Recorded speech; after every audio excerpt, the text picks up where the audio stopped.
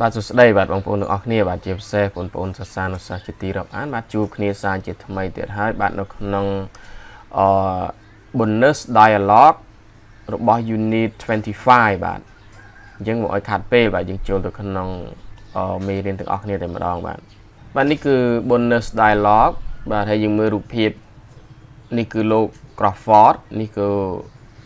Cleary បាទនាងធ្វើការជាលេខាជំនួស Laura បាទ Laura ក៏ design ហើយអញ្ចឹងយើងមើលពាក្យពិបាកនៅក្នុងការសន្ទនាយើងសិនបាទនេះពាក្យ what's wrong with បាទ what's wrong with នេះយើងអាចប្រែថាមានបញ្ហាណាបាទនេះ what's wrong with office ណាបាទចាំដល់យើងជួបគ្នាពេលប្រែយើងនឹងដឹងហើយបាទហើយពាក្យnobody បាទ nobody គ្មានអ្នកណាម្នាក់ណាបាទ smile ញញឹម talk និយាយគឺបងប្អូនប្រកាសចេះហើយពាក្យចឹងចឹងបាទណា change បាទផ្លាស់ប្ដូរlast នេះគឺយើងចេះហើយណាបាទ everybody អ្នកគ្រប់គ្នាអ្នករាល់គ្នាណាបាទ early គឺយើងចេះហើយ relax នេះប្រែថាសម្រាកlook around បាទ look around គឺស្មើនឹងពាក្យ look ហ្នឹងគាត់ថាយើងមើលជុំវិញមើលនេះមើលនោះណាបាទ wonder ប្រែចង់ដឹងបាទ wonder នេះបាទ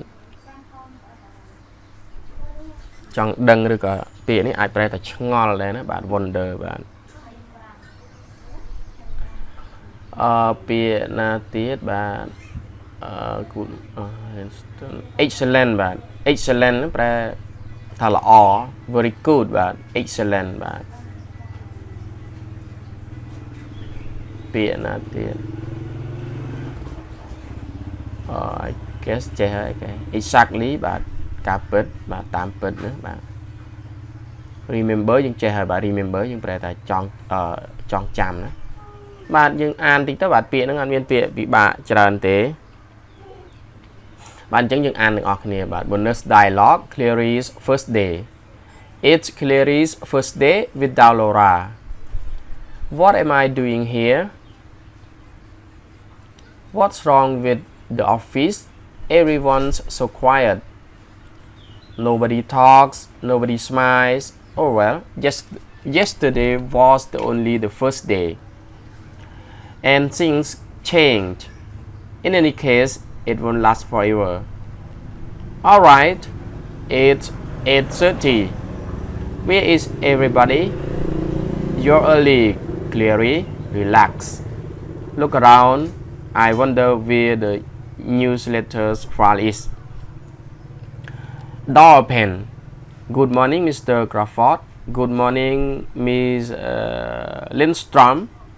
you're early excellent Mr. Crawford goes into his office I don't know when I'm going to find time to study I can study during my lunch hour I guess here they come 8:55 exactly good morning Clary my name is Henry we met yesterday I did the newsletter yes of course I remember good morning Henry បាទអញ្ចឹងបងប្អូនអានទន់ទេបាទអត់មានពាក្យពិបាកច្រើនទេណាបងប្អូនជឿជាក់ថាបងប្អូនអានទន់ហើយណាបាទអញ្ចឹងទេយើងត្រៀមប្រែតែម្ដងទៅបាទអញ្ចឹង Clary's first day មានន័យថាថ្ងៃធ្វើការដំបូងរបស់ Clary it's Clary's first day without Laura បាទមានន័យថាថ្ងៃធ្វើការដំបូងរបស់ Clary ដោយអត់មាន Laura បាទ Laura ក៏អត់នៅមានន័យថាឈប់ប្រាប់ហើយព្រោះLaura ត្រូវបាន design ហើយណាបាទហើយមើលបន្តមកទៀតមកបាទ what អានេះគាត់គិតខ្លួនគាត់ទេណាបាទនេះពាក្យនេះ what am I doing here តើខ្ញុំកំពុងធ្វើអីនៅទីនេះណា what's wrong with the office តើការិយាល័យហ្នឹងវាមានរឿងស្អីគេណាបាទ what's wrong with the office បើស្អីយើងដក office ចេញយើងដាក់ TV ដាក់អីវាថា what's wrong with the TV ថាទូរទស្សន៍នេះវាកើតស្អីវាដូចថាវាអត់ដើរអត់អីបាទយើងអាចប្រើពាក្យហ្នឹងដែរ everyone's quiet ថាអ្នកគ្រប់គ្នាដូចជាស្ងៀមស្ងាត់ដល់ហើយ nobody's talk nobody smiles តែគ្មានអ្នកណានិយាយមានន័យថាគ្មានអ្នកណាគេនិយាយគ្មានអ្នកណាគេញញឹមដាក់គ្នា oh well yesterday was only the first day and things change អូនឹងហើយមែនហើយកាលពីម្សិលមិញគឺគ្រាន់តែជាថ្ងៃធ្វើការដំបូងហើយអ្វីៗនឹងអាចផ្លាស់ប្ដូរ in any case it won't last forever in any case ថាក្នុងករណីណានោះគឺក្នុងករណីណាក៏ដោយណាទោះបីជាយ៉ាងណាក៏ដោយក្នុងករណីណាក៏ដោយវាគ្មានថិតថេរអីទេអាដូចថាគ្មានអ្នកណាម្នាក់និយាយគ្មានអ្នកណាញញឹមអីនោះគាត់ចង់និយាយចឹងណាដូចជាគាត់គិតក្នុងអារម្មណ៍របស់គាត់គាត់ថាវាគាត់តែជាថ្ងៃដំបូងរបស់គាត់អញ្ចឹងរឿងរ៉ាវក៏អាចផ្លាស់ប្ដូរដែរព្រោះគាត់អត់ទាន់មានណាស្គាល់គ្នាអញ្ចឹងគាត់មានអារម្មណ៍អញ្ចឹងបាទថាគេវាមិនយូរទេណា it won't last forever វាមិនយូរទេ alright it's 8:30 ថាហ្នឹងហើយម៉ោងឥឡូវម៉ោង 8:30 ហើយ where is everybody ថាចុះអ្នកគ្រប់គ្នានៅឯណា you're early Clary relax តែអ្នកឯងមកមុនគេហើយ Clary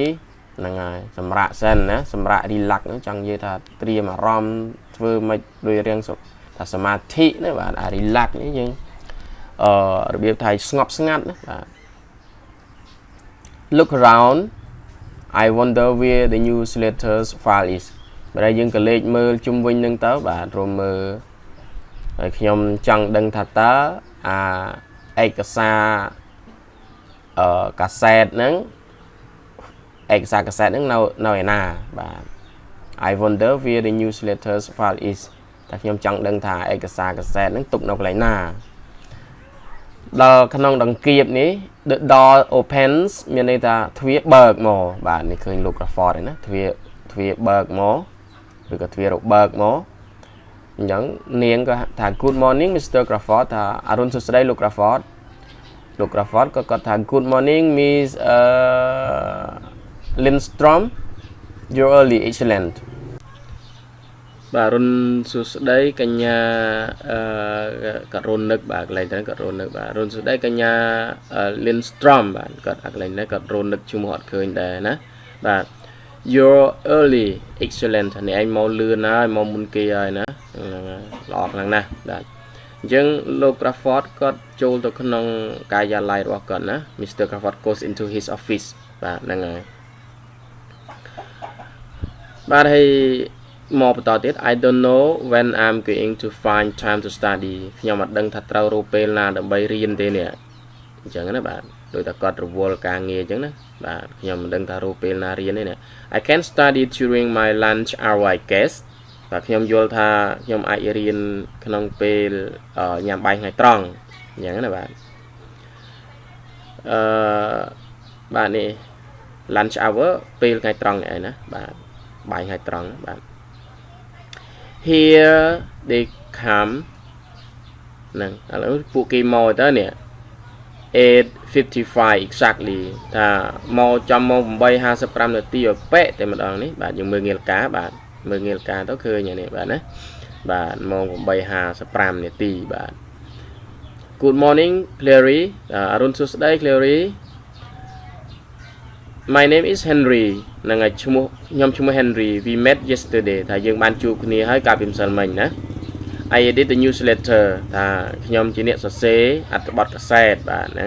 ឬខ្ញុំអ្នកនិពន្ធហ្នឹងបាទអត្ថបទកាសែតបាទ Of course I remember Good morning Henry ថាហ្នឹងហើយប្រកាសណាខ្ញុំចង់ចាំលោកបានខ្ញុំចាំលោកបានតាហ្នឹងអរុនសួស្តីលោក Henry បាទវីដេអូគឺមានតែប៉ុណ្្នឹងឯងបាទបងប្អូនអាចតាមទាន់ទេបាទព្រោះខ្ញុំយល់ថាបងប្អូនអាចតាមទាន់ហើយព្រោះវីដេអូនេះមិនសូវជាមានពាក្យពិបាកដែរបាទអរគុណបាទសម្រាប់ការទេសនាវីដេអូតាំងពីដើមរហូតដល់ចប់បាទសម្រាប់ពេលនេះខ្ញុំបាទ Sitha សូមអរគុណសូមជម្រាបលាបាទ